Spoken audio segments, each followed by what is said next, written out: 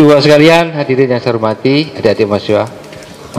Terakhir, Prof. Rosid dari Teknik Lautan akan menyampaikan rekonstruksi kapal Majapahit mungkin. Seperti tadi di awal saya sampaikan, Robert Dick Reid telah menemukan kapal dari Nusantara di Afrika sana di abad ke-5 yang bercadik. Apakah ini ada hubungannya dengan kapal yang ada di relief Borobudur abad ke-9, dan apakah ada hubungannya dengan kapal Majapahit dan juga yang ditiru oleh Jung Cina oleh Cheng Ho. Kami persilakan Prof. Rosid. Terima kasih. Assalamualaikum warahmatullahi wabarakatuh. Selamat siang. Ya.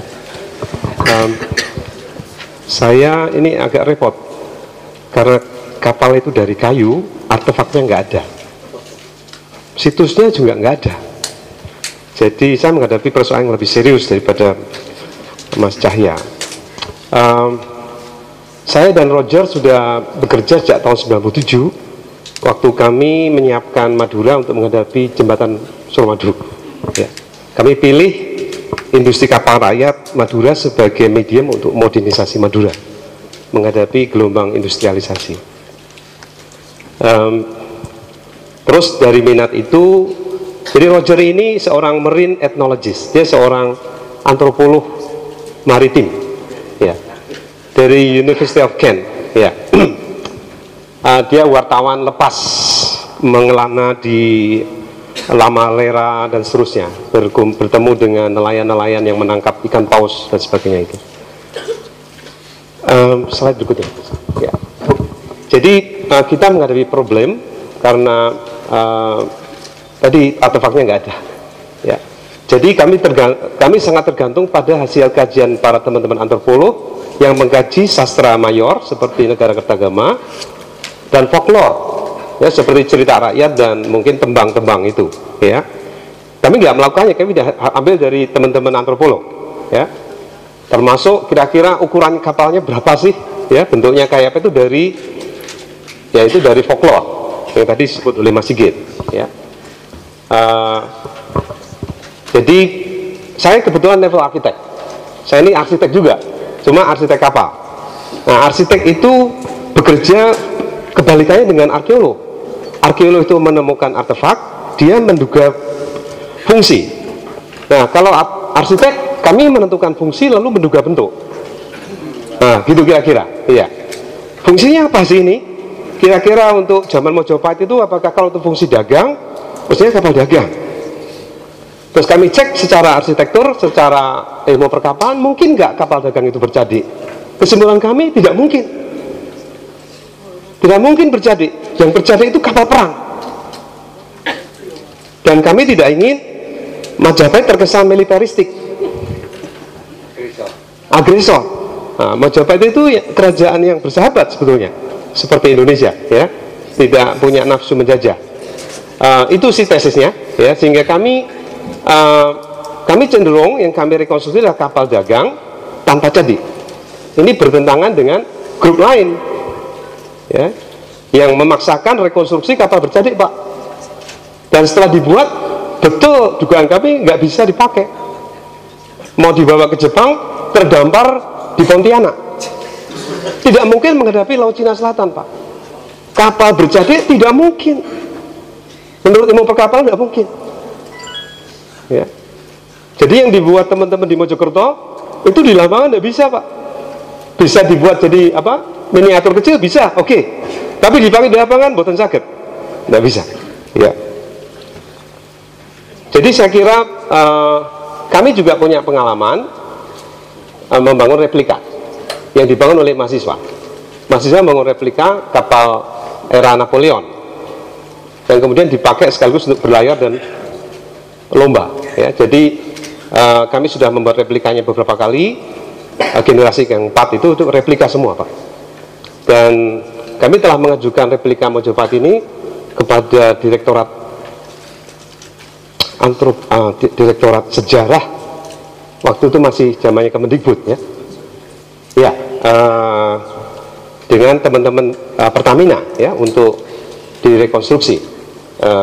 sesuai hasil proposal kami itu. Ya, teruskan. Yang catatan saya kira kesimpulan yang penting dari studi kami itu adalah Mojopahit berhasil mengembangkan teknologi konvivial menurut Ivan Illich. Ini sebuah teknologi yang tidak memerlukan energi banyak dan dia tidak mematikan kreativitas orang. Saya kira harapan saya ini kesimpulan yang penting dari studi tentang Mojopahit, bukan sekedar kita bernostalgia dan membanggakan Mojopahit, ya. Sebab Mojopahit itu hidup dalam satu abad keemasan Islam, ya, di pusatnya di Cordoba dan di Baghdad. Ya, pasti kita ada pengaruh di situ. Jadi teknologi keramik dan sebagainya itu ada interaksinya dengan pusat-pusat Islam di Baghdad dan di Cordoba. Ya, jadi saya kira sudah ada interaksi lah. Ya, jadi pertanyaannya secara teknologi macam apa kalau kita bisa belajar di Mojopahit, ya, untuk bagian dari memberi solusi teknologi di abad 21. Nah, sekarang ini kita mengalami krisis lingkungan. Ya, jadi saya kira harapan saya studi tentang Mojopahit tidak berhenti di nostalgia, tapi what next? Ya, implikasinya apa buat studi pengembangan teknologi? Ya, teruskan. Nah, pertama belajar tentang teknologi maritim tentu saja. Dan kalau kita lihat kapal Mojopahit berbeda dengan kapal Borobudur. Kapal Borobudur lebih tua dan teknologinya tentu saja kapal Mojopahit lebih sedikit katakan lebih maju, mungkin lebih maju. Tapi kami masih menggunakan pasak. Kalau Borobudur masih menggunakan tali, ya, menggunakan tali. Kalau zaman Mojopahit sudah menggunakan pasak, tapi belum mengenal paku, ya, karena kalau kita lihat kapal-kapal sekarang yang dipakai oleh nelayan Madura ataupun Jawa, itu karena kayunya nyolong, mereka tidak menghargai kayu, ya, sehingga mereka cenderung menggunakan paku, asal tempel paku, kalau pecah didempul, ya, lalu ditutup cat.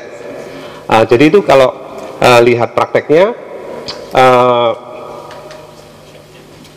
itu kaitannya juga bagaimana kita melihat hutan juga, ya. Jadi kalau kita menghargai hutan, kita menghormati hutan, maka pekerjaan-pekerjaan kayu itu harus rapi, Pak, ya. Tidak boleh main-main dengan kayu. Nah, kalau saya ingin mengembangkan kapal kayu, kemudian lupa itu kalau bikin kapal kayu kan nggak ramah lingkungan, lebih baik bikin kapal plastik, Pak. Saya kira itu logikanya malah justru terbalik. Nah, kalau kita mau membuat kapal kayu, hutannya harus kita jaga supaya kayunya tetap ada gitu loh, ya. Teruskan. Nah, jadi memang dari kajian sastra mayor dan folklore sastra minor itu diketahui kira-kira ukurannya berapa, bentuknya kayak apa, dan seterusnya, bahannya dari apa, bahkan warnanya apa gitu, ya. Itu bisa dilihat dari itu, ya. Teruskan. Dan kita berangkat dari studi kapal Madura. Jadi kami pernah membuat sebuah replika kapal Madura dan dikirim ke Museum Maritim di Kanada, Pak. Ya, kita bawa ke Genoa, kemudian terus dipakai di latihan di Rockland, lalu berakhir di Kanada. Dan sekarang mau dikirim kembali ke Museum Maritim di Batavia, tapi birokrasinya minta ampun, Pak, untuk masuk balik. Jadi nggak tahu nanti, saya mau laporan ini, Pak.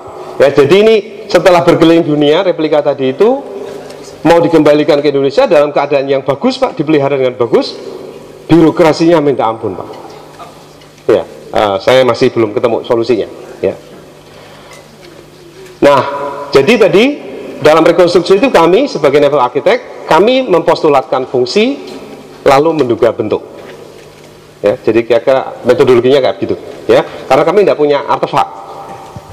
Kayu kan lapuk, Pak. Ya. Teruskan. Jadi ini fitur utama replika itu double ended. Jadi dia tidak transom, kalau istilah orang perkapalan. Jadi tidak dipotong gitu, ya, bulitangnya, tapi double ended.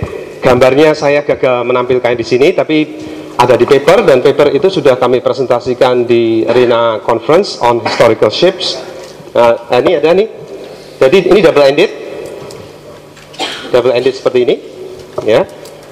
Kemudian dengan kemudi ganda di pinggir, Jadi ini buritan, ini haluan. Kemudian 2 mas, ya.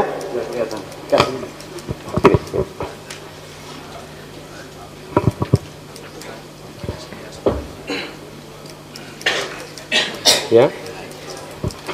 Jadi hasil studi ini sudah kami presentasikan di London tahun 2007 kalau salah, ya.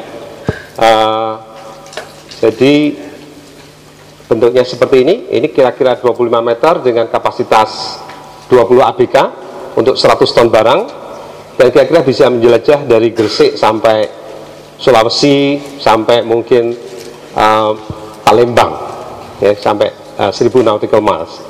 Jadi bisa juga menjangkau sampai Nusa Tenggara Timur, bahkan Maluku sampai Ternate. Ya, jadi ini kira-kira kita berangkat dari ini, yang ini existing Maduranis shapes dan ini Jung, ya. Jadi ini memang tentu pertanyaannya siapa mempengaruhi siapa, ya. Kami percaya bahwa Cina belajar dari kita bukan sebaliknya, ya. Jadi yang kemudian bahan-bahannya dan seterusnya tanpa jadit, ya, tanpa jadit karena ini kapal dagang dengan endurance yang cukup besar, ya. Slide berikutnya. What next? Ya. Kami sudah mengusulkan ke teman-teman perkapalan supaya mengembangkan jurusan baru nama Small Craft Technology, teknologi kapal kecil. Nah, kebetulan saya ini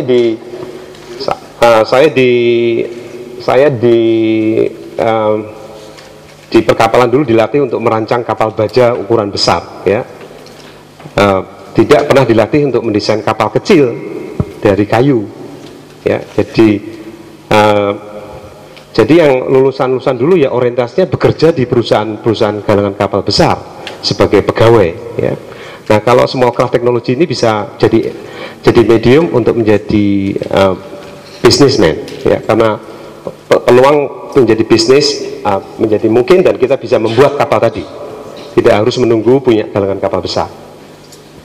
Teruskan. Tadi berarti ini file yang belum saya revisi, ya. Tadi saya ingin menunjukkan beberapa replika yang sudah dibuat oleh mahasiswa, ya. Tapi ini Cak Nun yang ngomong, ya. Jadi Majapahit itu bukan masa lalu, tapi masa depan, ya. Assalamualaikum warahmatullahi wabarakatuh.